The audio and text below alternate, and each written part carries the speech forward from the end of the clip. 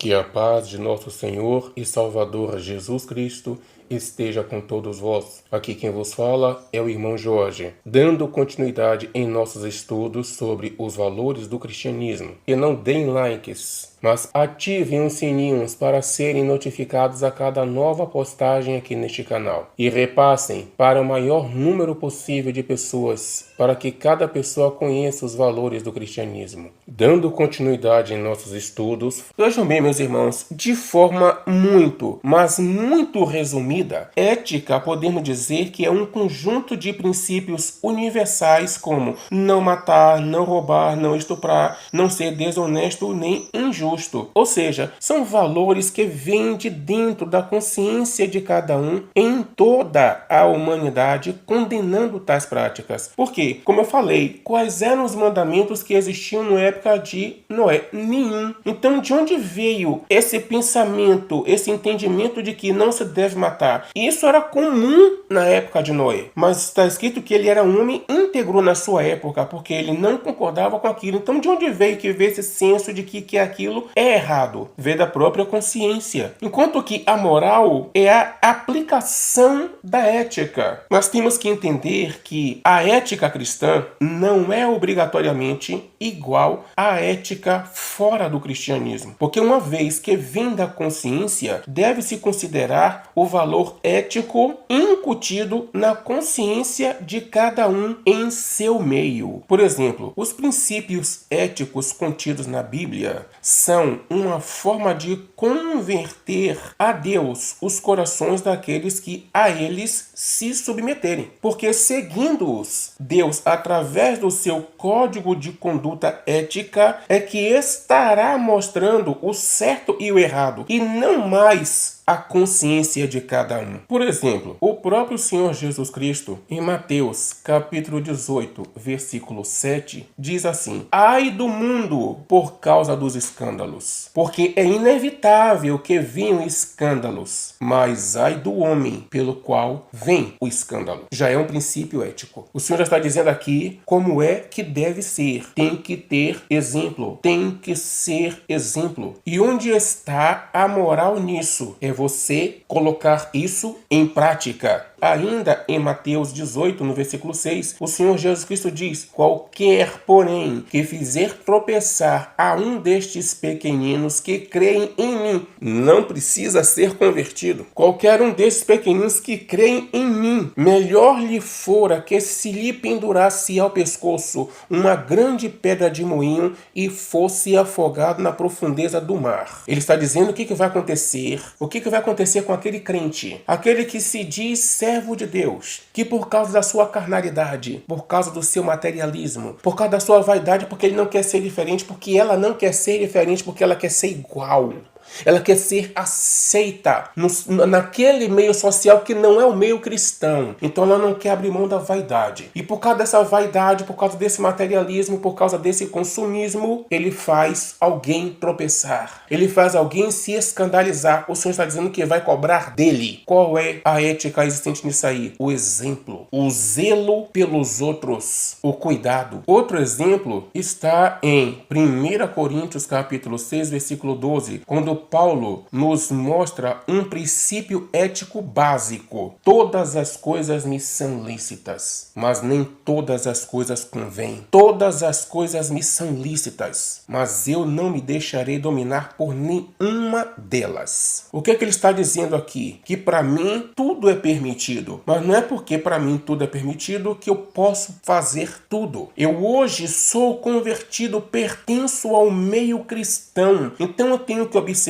se essa coisa lícita convém para o meu meio cristão, convém para o meio cristão, essa minha roupa convém ao meio cristão. O fato de eu estar fazendo uso de bebida alcoólica convém ao meio cristão. Eu estou edificando outras almas de dentro e de fora do cristianismo. O meu materialismo convém ao meio cristão, o meu materialismo está edificando espiritualmente os de dentro da igreja? Estão convencendo os de fora a entrarem no cristianismo, a se converterem ao cristianismo?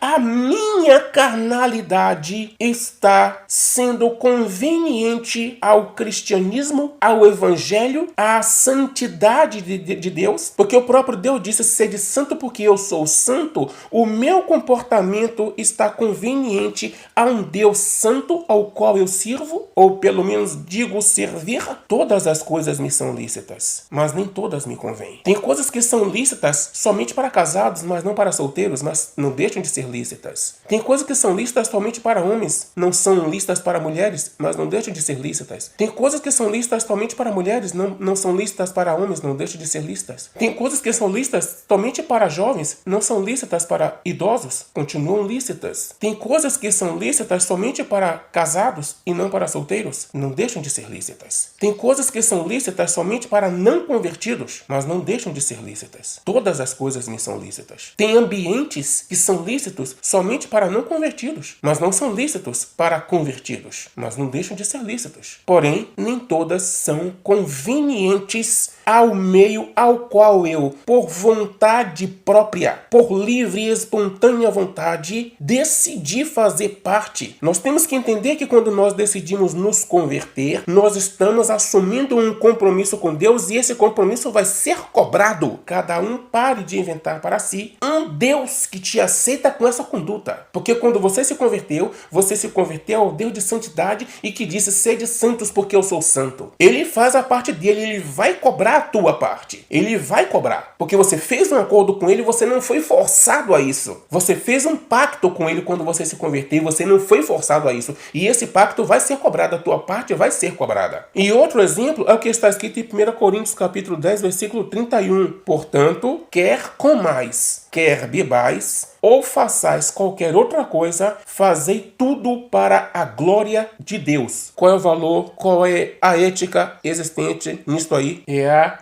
resignação. É a sujeição à vontade de Deus, à vontade divina. Resignação. Esses textos nos ensinam que quando se vive em uma sociedade, não se deve seguir o seu próprio princípio ético individual, mas sim a conduta moral dos princípios éticos coletivos. Por exemplo, eu quero vestir isso, ou beber aquilo, ou quero comer aquilo outro. Eu quero frequentar determinado ambiente. Se seguirmos o nosso próprio princípio ético e moral individualista da nossa própria consciência, nosso pensamento automático será: mas que mal há nisso? A Bíblia não condena, Deus não proíbe isso ou aquilo, o que tem de mais? Eu não quero ser fanático. Porém, ao nos submetermos aos princípios éticos e morais coletivos determinados pelo Senhor, haveria a preocupação de estar levando alguém a tropeço, a preocupação de estar causando escândalos à sociedade cristã, haveria a preocupação de ser lícito ou conveniente ou edificante à sociedade cristã, a qual pertence independentemente de ter ou não ter alguma denominação. E por fim, haveria a preocupação: Deus está sendo glorificado? Deus será glorificado se eu vestir ou comer ou beber isso ou aquilo? Ou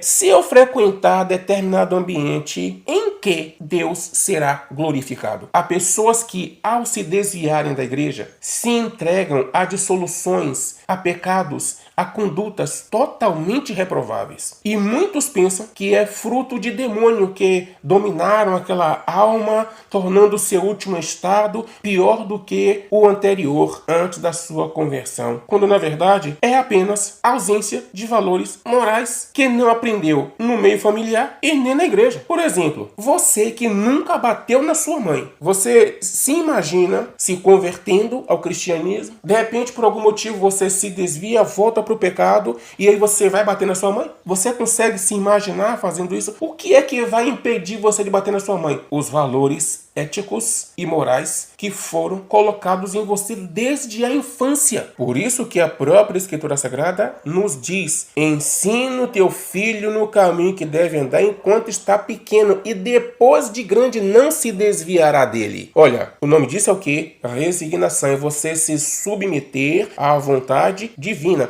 Qual é a vontade de Deus? Que você, pai, você, mãe, ensina aos teus filhos enquanto eles estão pequenos. Quantos pais e mães evangélicos estão criando os filhos soltos à vontade, sem ensinar para eles nenhum valor ético e moral? Estão deixando para ensinar quando eles estiverem com 10, 11, 12, 13, 14, 15 anos. Gente, cada coisa no seu tempo. Se você deixa passar o tempo não volta, porque deveriam ter aprendido desde pequeno. Olha o que é que o próprio Deus diz: fale da lei do Senhor com os teus filhos, sentado à mesa, andando no caminho, quando fosse deitar. O tempo todo falou. Gente, o nome disso é resignação, é você se submeter à vontade divina. Você se converteu, você fez um voto com Deus, você assumiu um compromisso. Então você vai ter que obedecer, porque Deus vai lhe cobrar. Por aí se explica o fato de uma pessoa entrar na igreja e quando sair, às vezes essa pessoa foi criada em berço evangélico, nasceu em berço evangélico. Quando se desvia, ela vai direto para a prostituição, vai para as drogas, vai para o crime. Sabe por quê? Os valores morais não estão nela. Porque os valores morais estando nesse filho, nessa filha, mesmo que ela se desvie da igreja, ela não conseguiria se entregar a isso, porque os valores morais não permitiriam. Ou então a Bíblia Sagrada está falhando quando disse que mesmo depois de grande não se desviará dele. E a palavra de Deus não mente, nem se engana. Mesmo que se desvie, esse filho ou essa filha não vai conseguir xingar a mãe, bater na mãe, não vai conseguir cometer um estupro, não vai se entregar à prostituição. A ausência de valores morais pode tornar em desperdício de vida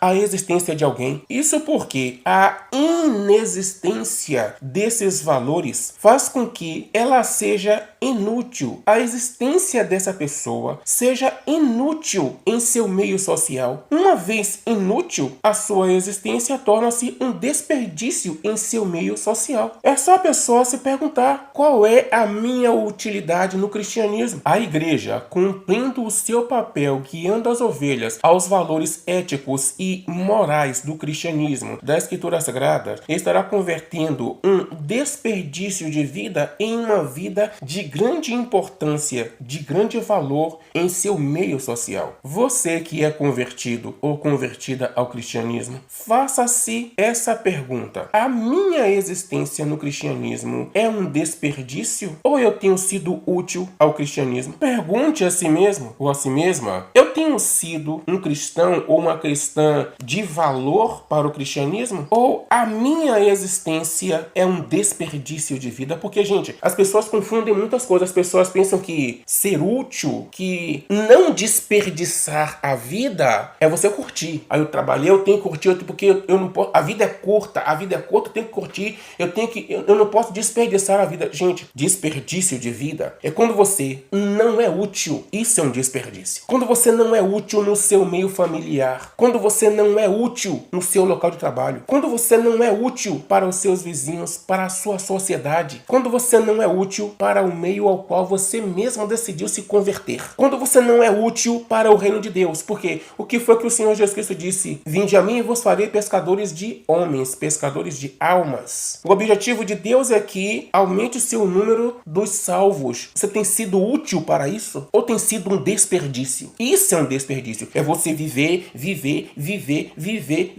e não ser útil. Isso é um desperdício de vida. Então, como diz em 1 Coríntios capítulo 11, versículo 28, examine-se, pois, o homem a si mesmo. E você, que não é uma pessoa convertida ao cristianismo, faça-se essa mesma pergunta quanto ao seu meio social. Em Gálatas capítulo 6, versículo 4, o apóstolo Paulo diz assim: mas prove cada um a sua própria própria obra, os seus próprios feitos, e então terá motivo para gloriar-se. Eu, irmão Jorge, acrescento, ou envergonhar-se somente em si mesmo e não no outro. É de grande valor não ser medíocre em sua existência. Faça valiosa e produtiva para o reino de Deus. O primeiro valor que quero passar para vocês é a liberdade. O que é a liberdade? Liberdade é a vivência pessoal e intransferível. É a condição daquele que é livre, capacidade de agir por si próprio, autodeterminação, independência, autonomia. A grande importância da liberdade se vê pelo fato de que Deus só aceita a obediência proveniente do livre-arbítrio, e esse com entendimento. A obediência por engano é fruto da ignorância, e essa, por sua vez, é treva. Como diz em Efésios, no capítulo 4, versículo 18, obscurecidos no entendimento, separados da vida de Deus, pela ignorância que há neles, pela dureza do seu coração. A verdadeira aprovação começa quando se adquire o verdadeiro entendimento. Isso porque é pela luz do correto entendimento que é afastado o medo de determinadas práticas anteriormente condenadas, mas que, porém, não convêm ao cristianismo. É nessa liberdade que está a verdadeira aprovação. O Senhor irá observar quem, depois de adquirido o entendimento, vai ou não correr para praticar aquilo que agora sabe que não é pecado, mas que, porém, não convém. Pois o Senhor julga conforme o entendimento de cada pessoa.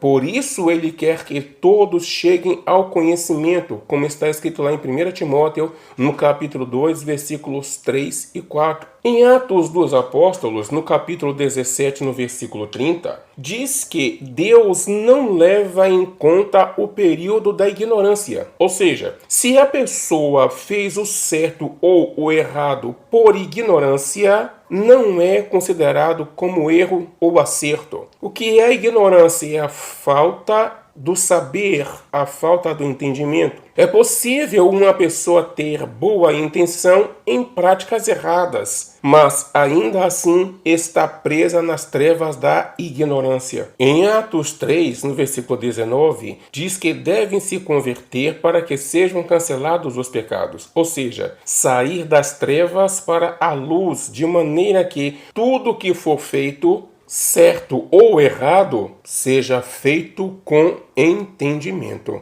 A liberdade é amiga do entendimento e inimiga da ignorância, pois são opostas entre si. Isso porque, por meio da ignorância, se aprisiona alguém, enquanto que, por meio do entendimento, vem a liberdade. No sentido religioso, quando se quer prender alguém, basta isolar e guiar a pessoa pelo caminho da ignorância ou do falso entendimento, somado ao medo. É usando dessa estratégia que algumas religiões conseguem dominar os seus fiéis, mantendo-os fora do conhecimento da Bíblia Sagrada, proibindo que eles frequentem outros cultos, outras igrejas, proibindo que eles aprendam. Ou então, fingem que estão ensinando as Escrituras Sagradas, assustando-os, assombrando-os, dizendo que quem desobedecer a tais regras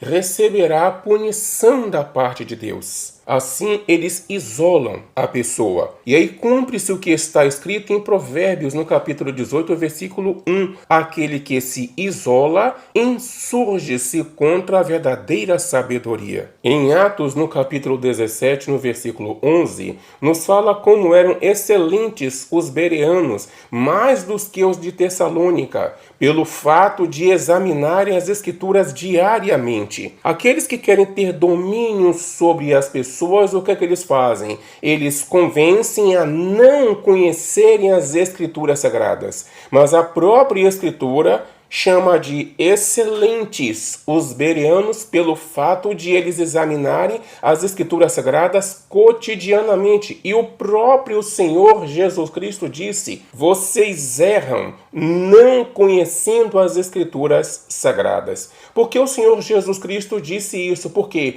Porque a ausência do conhecimento é aprisionadora e a presença do conhecimento é libertadora. Assim, a alma presa por esses grilhões poderá obedecer com fidelidade, porém não a Deus, mas sim aos homens. Isso não é considerado como acerto diante de Deus. O que será levado em conta será a sua intenção. Por isso que ele quer que todos cheguem ao conhecimento, de maneira que a intenção coincida com a atitude. Ou seja, se a intenção é boa, a atitude também seja boa. Por isso que Deus quer que todos cheguem ao conhecimento, como está escrito em 1 Timóteo, no capítulo 2, versículo 4. Mas há situações, e são muitas, em que a alma rejeita a luz do entendimento, preferindo as trevas da ignorância. Nisso vem a condenação. Veja o que o Senhor Jesus Cristo diz no Evangelho de João, no capítulo 3, versículo 19. E este é o julgamento, que a luz veio ao mundo, porém os homens amaram mais as trevas do que a luz, porque as suas obras eram más. Uns preferem a treva da ignorância por causa da zona de conforto, porque é mais fácil. É muito fácil ter a quem culpar pelas minhas atitudes erradas. É mais difícil eu assumir as minhas culpas. Outros preferem a treva da ignorância por causa do lucro. E é o que nós vimos hoje muito. As pessoas estão lucrando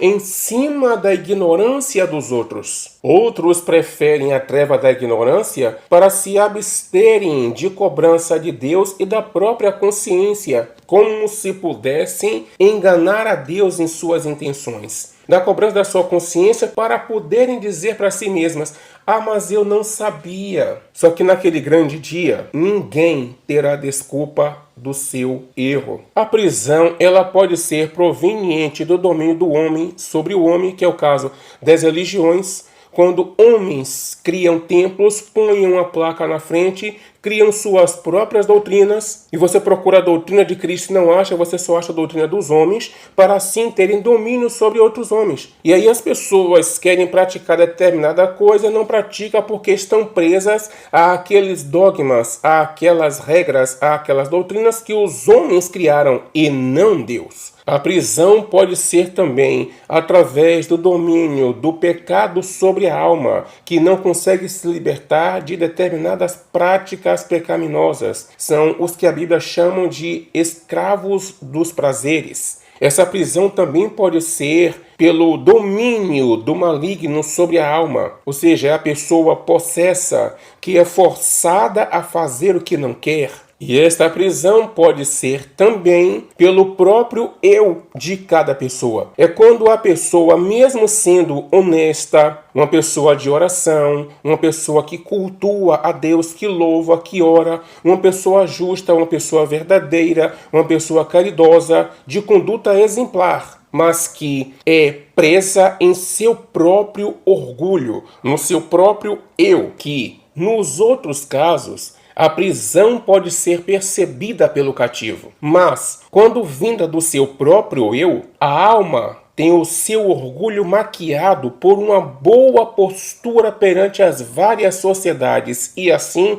vai por sua própria vontade mergulhando cada vez mais e mais na escuridão e no isolamento. Porém, como disse antes, há situações em que a alma decide permanecer na escravidão, seja ela qual for essa escravidão. Principalmente se essa escravidão não lhe causar bastante incômodo. No caso da escravidão por escolha própria, não há oferta pelo pecado, porque o objetivo do sacrifício do Senhor é pôr em liberdade aqueles que querem essa liberdade. Do contrário, não há o que se possa fazer. É pela liberdade que se pode escolher entre converter-se ou não converter-se. Também, pela liberdade, é que depois de convertida, a alma irá decidir até onde quer obedecer, a que obedecer, se será íntegra ou não. Pois vejam o que diz o Salmo 101, versículo 6. Os meus olhos procurarão os fiéis da terra, para que habitem comigo. O que anda em reto caminho, esse me servirá. Quando o Senhor fala reto caminho, ele está falando do propósito do coração somado à atitude desse propósito. E também no Salmo 15, versículos 1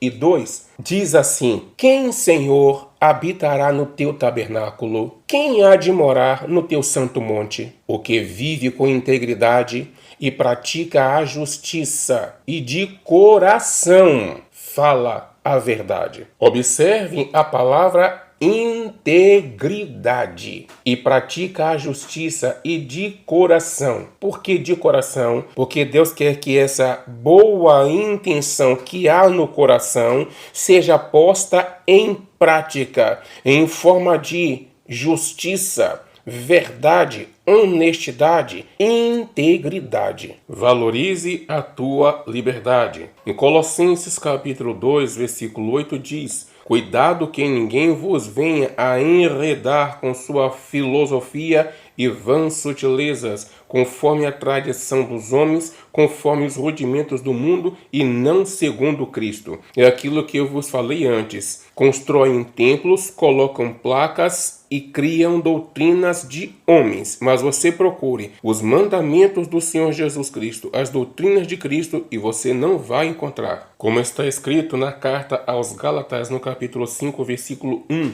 Para a liberdade foi que Cristo nos libertou. Permanecei, pois, firmes, e não vos submetais de novo a jugo de escravidão. O que isso quer dizer? Há muitas pessoas que só conseguem andar de maneira correta se tiverem presentes algum irmão em Cristo, ou alguma autoridade sobre ele, ou algum templo, ou se estiver dentro do templo. Por quê? Porque a sua preocupação está com os homens, está no julgamento dos homens e não em Deus. Não estão preocupados se Deus vai se agradar ou não, mas sim com o julgamento dos homens. Em 2 Coríntios, no capítulo 3, no versículo 17, diz assim: Ora, o Senhor é o Espírito, e onde está o Espírito do Senhor, aí há liberdade. E na carta aos Colossenses, no capítulo 2, do versículo 20 ao versículo 23, diz assim: Se morreste com Cristo para os rudimentos do mundo, por que, como se vivesseis no mundo, vos sujeitais a ordenanças tais como: não manuseis isto, não proves aquilo, não toques naquilo outro, segundo os preceitos e doutrinas dos homens? Pois que todas estas coisas com o uso se destroem. Tais coisas, com efeito, têm aparência de sabedoria, como culto de si mesmo e de falsa humildade e de rigor ascético, todavia não têm valor algum contra a sensualidade, ou seja, contra o pecado. É como eu falei antes, constroem templos, põem placas e doutrinas dos homens que não têm poder nenhum para vencer o pecado que habita em cada um de nós. Porque o pecado é muito forte. E para vencer a força do pecado, não vai ser a doutrina dos homens que vai dar essa força. O que dá força para vencer o pecado tão forte tem que ser uma coisa muito mais forte que o pecado. É o amor a Deus. Por isso que esse é o primeiro e o maior de todos os mandamentos, e não há mandamento maior do que esse. O amor. O amor a Deus e, em segundo lugar, o amor ao próximo. Quem usar da sua liberdade para praticar este amor, não irá se preocupar se tem algum irmão por perto ou não. Ele, por amor a Deus, irá se preocupar em agradar a Deus onde estiver. E uma vez a alma estando livre, tendo decidido pela conversão, virá o respeito, valor fundamental para a vida em sociedade, obedecendo a normas de convivência. Tudo isso só será possível se amar a Deus. E é com o respeito que vem a resignação. Daremos continuidade em nosso próximo capítulo, falando sobre esse valor de grande importância, o respeito. Que Deus abençoe a todos, em nome do Senhor Jesus Cristo.